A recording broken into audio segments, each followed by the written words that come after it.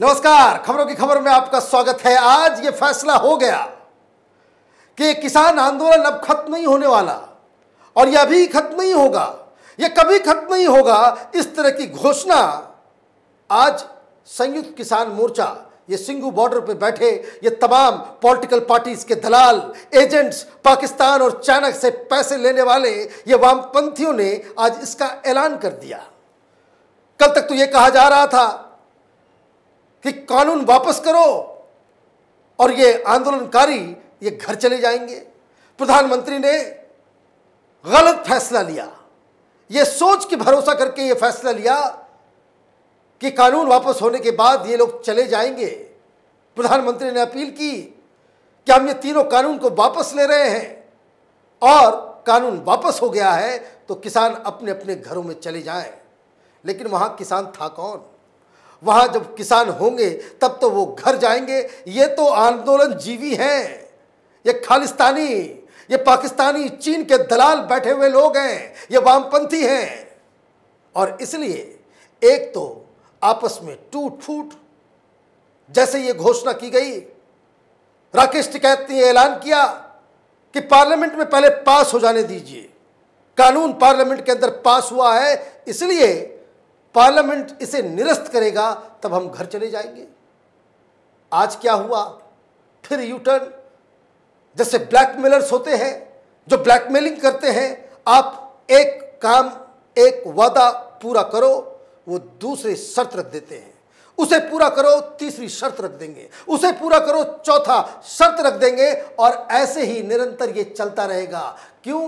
क्योंकि capital TV लगातार इस बात को कहते चला आ रहा है कि ये कोई किसान आंदोलन नहीं, बल्कि भारतीय जनता पार्टी के विरोध में चलाया जा रहा एक पॉलिटिकल मूवमेंट है, जिसका पूरा सहयोग हिंदुस्तान की विपक्षी पार्टियां कर रही है।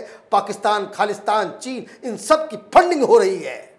और इस बात के सबूत और इस बात के ऊपर जांच बहुत जल्द इसके पूरे कच्चे चिट्ठे को खोलने वाला है। क्या हुआ फैसला आज उन्होंने कह दिया, ये संयुक्त मोर्चा किसान वाले, कि ये आसानी से खत्म नहीं होगा। अभी बहुत सारे मुद्दे हैं। ये पार्लियामेंट में अगर ये निरस्त कर भी दिया, इस कानून को बकायदा हटा भी दिया पार्लियामेंट के जरिए, फिर भी ये खत्म नहीं होगा। बहुत सारे मुद्दे हैं। शुरुआत से किसान आंदोलन जिन जिन चीजों की मांग करता आ रहा है, तो ये शुरुआत कब से भई? आज़ादी के पहले से या 1947 के बाद से जितनी आपकी मांगे हैं, सब ये इसी वक्त पूरा किया जाए, अदरवाइज हम नहीं हटेंगे। यही कहानी आज हुई है। 5-6 डिमांड्स दिए गए हैं, उन डिमांड्स में मैं आऊंगा। लेकिन समस्या ये है कि किसान आंदोलन वालों ने ये कहा है कि हमारा जो पुराना कार्यक्रम था वो कार्यक्रम बदस्तूर चलता रहेगा। वैसे तो इन आंदोलन जीवियों के साथ देश की जनता नहीं है, हिंदुस्तान के किसान नहीं हैं। ये मुट्ठी भर के पॉलिटिकल एजेंट्स हैं जो पूरी दिल्ली के बाहर 3-3 जगहों पे डेरा डंडा जमा करके बैठे हुए हैं। और सुप्रीम कोर्ट भी बिल्कुल ऐसा लग रहा है कि उसके पास कुछ कहने बोलने के लिए कुछ है नहीं। लाखों लोगों की जो रोज दिक्कतें होती है उसकी सुनवाई करने वाला कोई नहीं। हिंदुस्तान की तथाकथित बाहुबली सरकार, उन लोगों ने भी घुटने टेक दिए। क्या बोला जा रहा है वहां पे? वहां कहा जा रहा है कि एमएसपी पे कानून लाया जाएगा, तब हम न हटेंगे। फिर यह कहा जा रहा है कि बिजली पर अध्यादेश की वापसी, पराली के मुकदमों की वापसी, किसान आंदोलन में मुकदमों की वापसी, आंदोलन में शहीद किसानों के परिवारों को मुआवजा। और ये सब करने के बावजूद भी जब अगर ये सारी डिमांड्स को पूरा कर भी देगी ये सरकार, उसके बाद ये कहेंगे कि हमारे और भी डिमांड्स हैं। इनको करना है 2024 तक की राजनीति। जो ग्रेटर थनबर्ग की टूल किट और जो तमाम साजिश करने वाले, ये जो चाइना पाकिस्तान से पैसा लेकर के ये खालिस्तानी संगठन जो काम कर रहे हैं विपक्ष के साथ मिलके, इनका साफ साफ ये है कि भाई पहले सीए करो, सीए के बाद हम किसान आंदोलन करेंगे। किसान आंदोलन अब तो खत्म ही हो चुका था। किसान आंदोलन के बाद अगर इस सारे मांगों को मान भी लिया जाता है तो पता चलेगा कि फिर ये आर्टिकल 370 के खिलाफ जो उतरेंगे।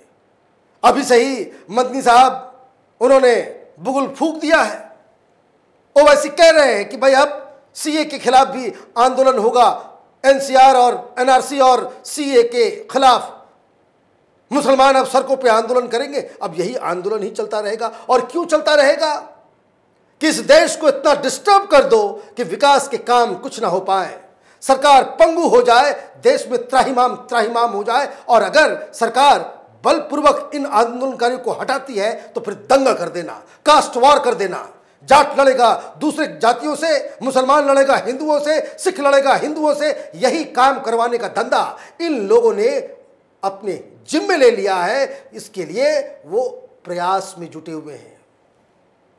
अब देखना यह है कि सरकार क्या करती है। सुप्रीम कोर्ट कहां है? सुप्रीम कोर्ट तो यह कह रही कि भाई पॉल्यूशन की वजह से आप रोज सरकारों को, चाहे दिल्ली सरकार हो, केंद्र सरकार हो, हरियाणा हो, और अलग अलग सरकारों को आप आड़े हाथ ले रहे हो, कमेंटबाजी कर रहे हैं सुप्रीम कोर्ट के जजेस। इसके ऊपर कोई कुछ बोलेगा कि नहीं बोलेगा कि जो पराली जलाने वाले जो किसान, जो पूरे एनसीआर को चिमनी बना रखा है, उसके ऊपर कोई कार्रवाई नहीं होगी। मेरे खुला खेल फर्रुखाबादी जंगल का कानून चलेगा। 10,000 आदमी को आप दिल्ली के में बिठा लीजिए और उसके बाद सरकार घुटने टेक देगी। यह हिंदुस्तान की डेमोक्रेसी का एक नया परिचय मिल रहा है।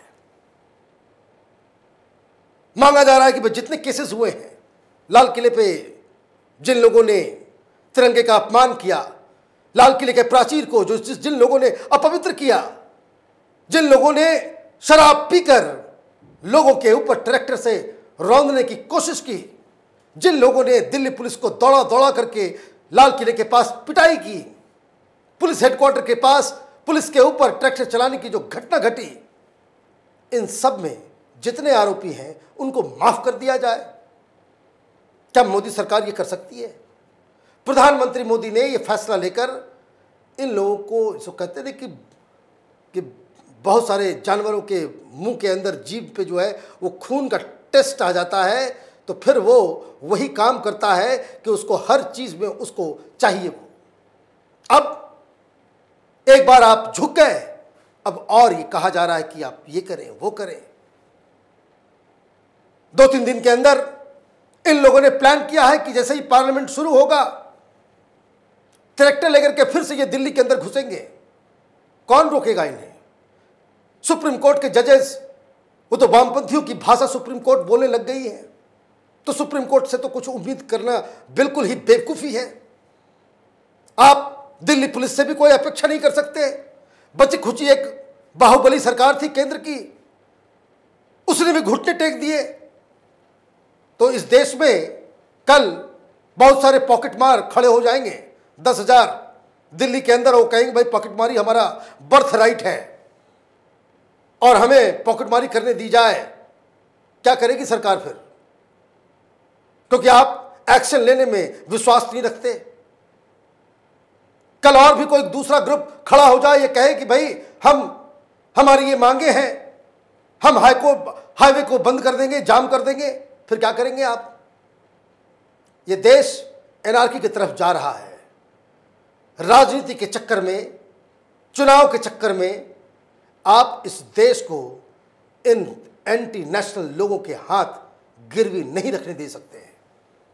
जो लोग ये संयुक्त मोर्चा के अंदर इस तरह के फरमान जारी कर रहे हैं, इन लोगों का जो मकसद है वो राजनीतिक है। ये सब चुनाव लड़ने वाले हैं, ये सब चुनाव लड़ चुके हैं, ये सब अलग अलग पॉलिटिकल पार्टी से जुड़े हुए हैं, और इसलिए इन्हें अन्नदाता कहना एक तो महा पाप है, देश के साथ गद्दारी है। इन्हें किसान कहना ये बेवकूफ़ी है, क्योंकि ये लोग पॉलिटिकल दलाल हैं, एजेंट्स हैं।